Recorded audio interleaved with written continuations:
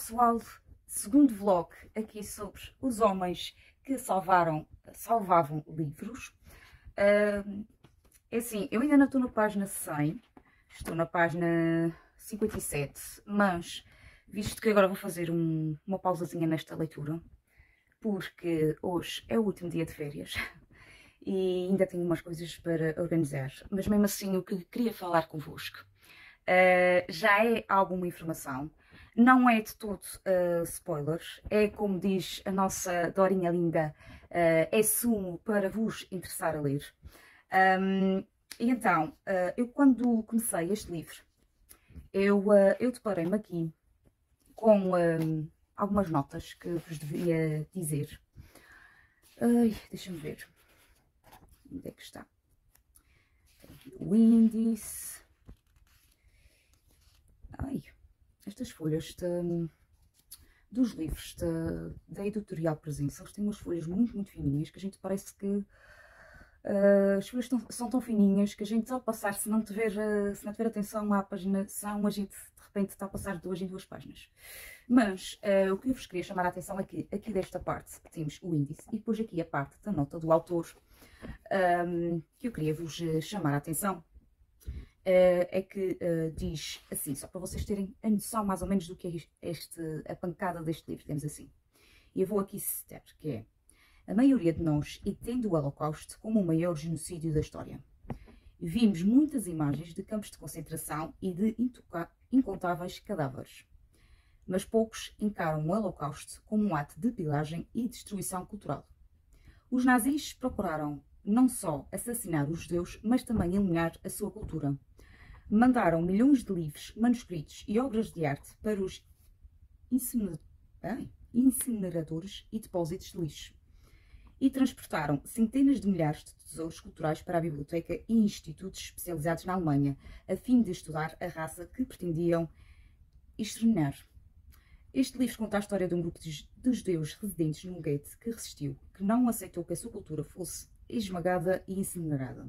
Narra a perigosa operação levada a cabo por poetas que se transformaram em guerrilheiros e por eruditos que se tornaram contrabandistas em Vilna, a Jerusalém da Lituânia.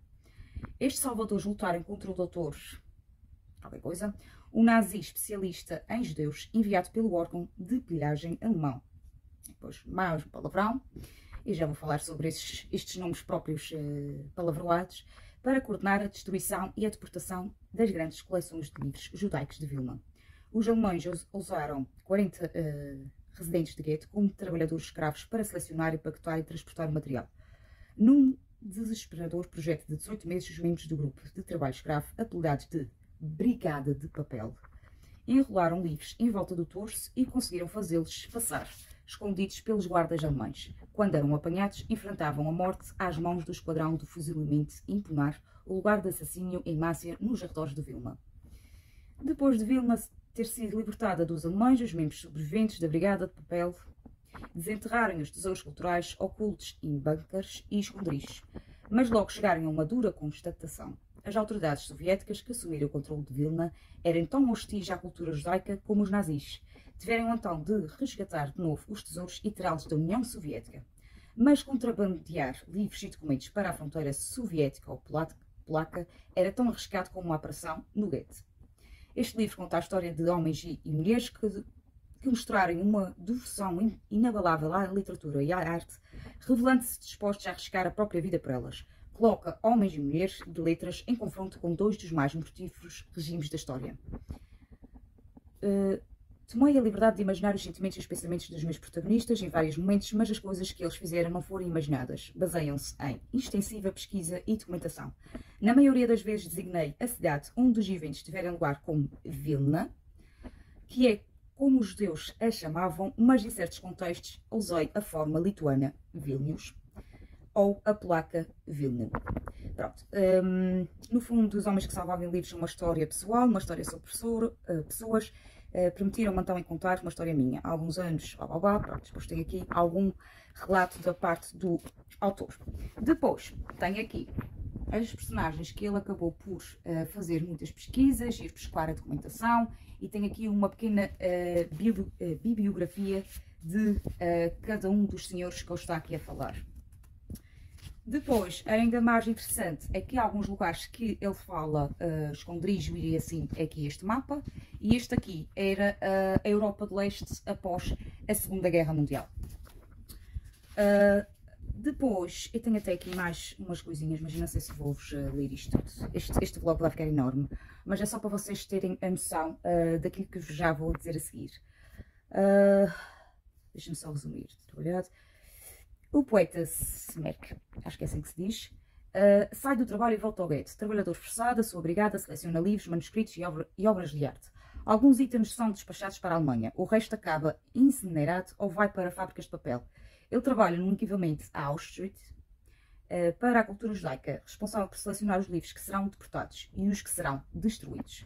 Em comparação com as tarefas que outros trabalhadores forçados fazem na Europa ocupada pelos nazis, Semerk não está a cavar fortificações para deter o exército vermelho, nem a detonar minas terrestres com o próprio corpo, nem a arrastar cadáveres das câmaras de gás para os fornos crematórios.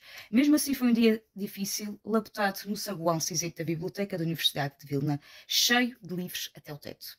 Naquela manhã, o bruto chefe alemão da brigada, Albert,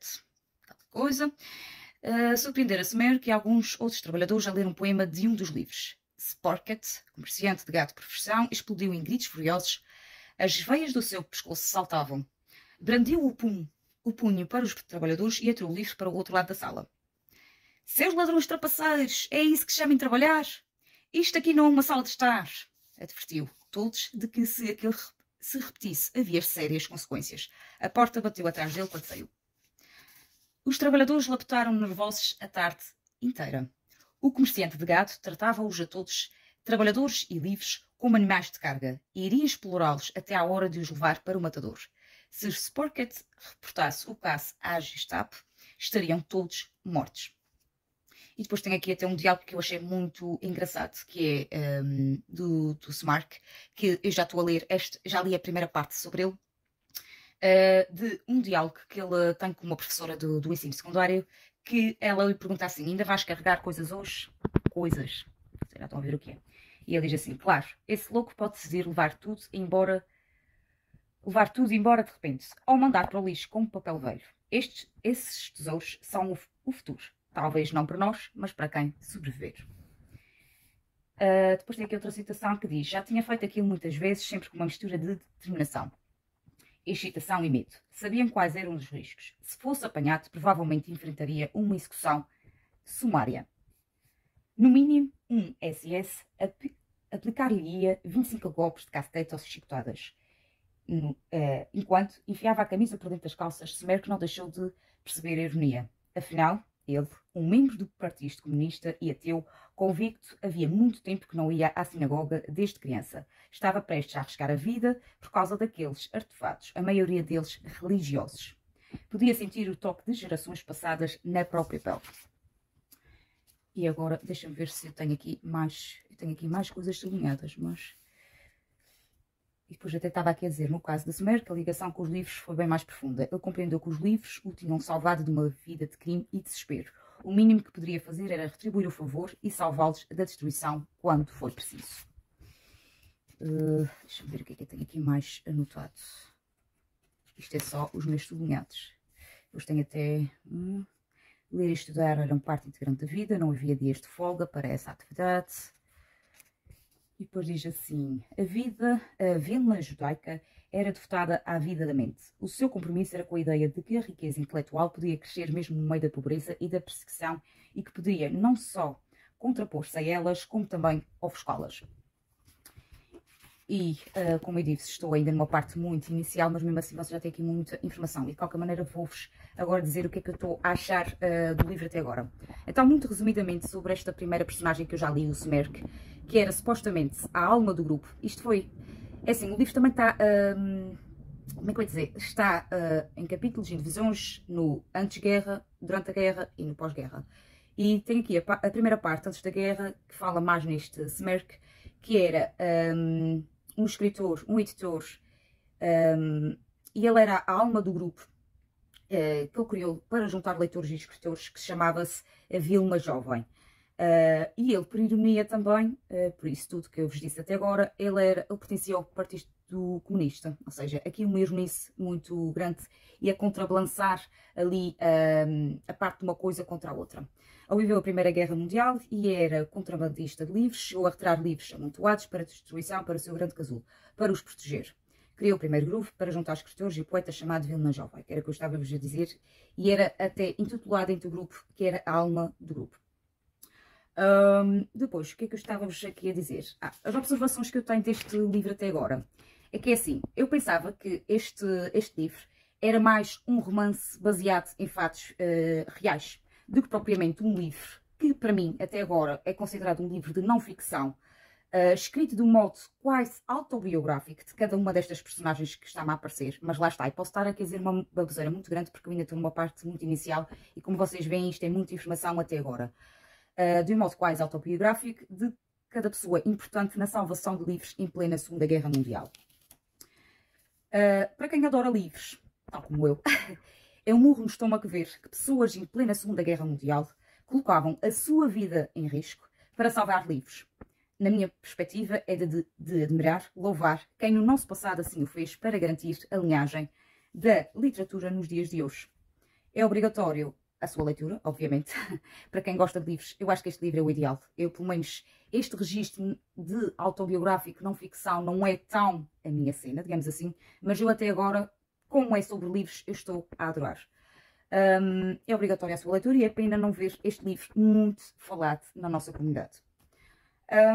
Até agora, o que eu notei é que, como vocês virem, há muito conhecimento, muita informação, e é uma leitura, uma escrita mais densa, com muitos termos científicos da época, que para mim é um ponto assim menos positivo, porque tem muitas siglas próprias e com essas siglas mais informação ainda, e muitas figuras importantes nestas pesquisas do autor com nomes próprios muito estrangeirados, que para mim é mais difícil de memorizar.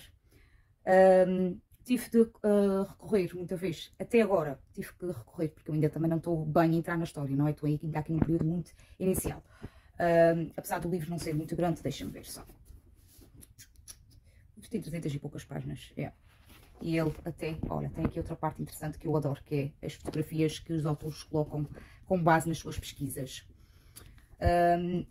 Como eu estava-vos a dizer, é muito num estrangeirado alemão, lituanos, eslováquios, pronto. Vocês já estão a perceber mais ou menos que é a Europa de Leste que este livro está mais focado. Polacos também. E os nomes são mas tão lindos e tão fáceis de decorar, que para mim estou a ter um bocadinho de dificuldade nessa parte. Mas, como estávamos a dizer, toda a narrativa está a ser uma leitura muito interessante. Apesar de todo o horror, luta dos homens e supervisões, rondas, perseguições por parte da Gestapo. Portanto, pessoal, eu não sei se vou fazer mais algum vlog sobre este livro. Como eu estava já a dizer, ainda estou a fazer este segundo vlog, ainda nem sequer cheguei à página 100. Mas, de qualquer maneira, como este vlog já vai muito, muito longo, o que eu vou fazer é que, caso eu tenha mais alguma observação para dizer, das duas uma, ou eu coloco uma segunda parte de vlogs sobre esta leitura, ou então depois uma outra informação e depois digo-vos na parte do vídeo de opinião. Portanto, pessoal, eu acho que este é um livro, como eu estava a dizer, para quem adora livros, vai adorar ler este livro, porque se calhar hoje, eu não sei, porque não vivi a Segunda Guerra Mundial, mas se calhar foi a salvação de muitos livros desta altura, e eu posso estar a dizer aqui outra barbaridade, porque história para mim é assim um bocado à parte, mas como eu estava-vos a dizer, eu posso estar a dizer uma barbaridade muito grande, mas se calhar hoje existe literatura, se calhar porque já nestes tempos havia muitos homens que colocavam a sua vida em risco para salvar a arte, como eles diziam, neste caso a literatura, que nós chamamos hoje, e eu acho que, pronto, temos que honrar e louvar estes gestos destes homens que colocavam a cultura em primeira mão antes da própria vida. Portanto, pessoal, este segundo vlog, este primeiro episódio sobre este livro, vai ficar por aqui e, como eu estava-vos a dizer, se tiver mais alguma coisa a dizer, ou vai ter um próximo vídeo, para não deixar isto muito grande, ou então eu vou colocar um segundo episódio. Portanto, eu deixo-me ficar por aqui. Espero que vos tenha dado interesse em lerem este livro. Marquem bem este livro, ok, meus amores, para vocês comprarem. E depois, como eu disse, eu vou dar também a minha observação no vídeo de opinião. Portanto, pessoal, deixem-me ficar por aqui. Espero que tenham gostado. Digam-me tudo na caixinha de comentários. Vou gostar muito, muito de vos ouvir. E nós vemos no próximo vídeo. Até lá, fiquem bem e façam boas leituras. Tá como eu. Tchau!